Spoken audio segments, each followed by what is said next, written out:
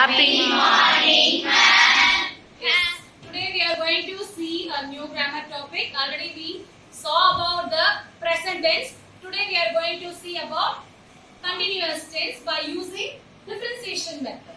So what is differentiation method? By showing some differences, the concept will be reached.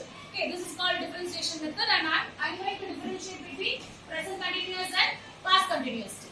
So what is the main difference between them?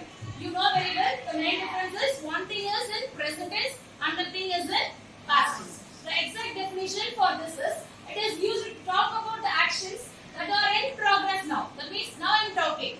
What am I doing? Talking. I am teaching also. What you are all doing? Listening. You are listening. So this is called present continuous tense. So what is meant by past continuous tense? It is used to indicate an action that was happening in the past. So that is also continuous, but that happened in the past. So this is the main difference between present continuous and past continuous tense. Now I have written some formula to remember the logic of present continuous tense as well as past continuous tense. Can you read the formula? So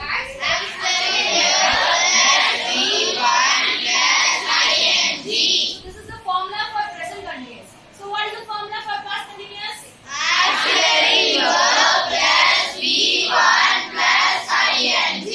So any difference between them? Is there any difference? No. Merely seeing there is no difference, but there is difference in the usage of auxiliary verb. Okay, what is the auxiliary verb used in present continuous tense? What are the auxiliaries used for past tense? So this is the main difference between present continuous and past continuous. Let me ask you some questions. What is the subject that is used for the auxiliary verb am? I. So the subject used is I. So am goes with the subject I. So when we are using this is, if the subject is singular, we prefer to use is. If it is present continuous tense. Okay. Then if the subject is plural, what we have to use? Are. So if the subject is plural, we are going to use are. So this is what the auxiliaries are used with the appropriate subjects. Now we are moving to the past continuous. When we are going to use this was? Singular.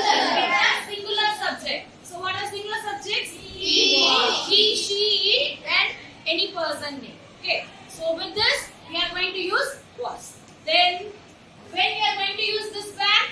Plural subject. That is I, you, we, they. With this, we are going to use where. Okay. Thank you. Acharya World Class Education.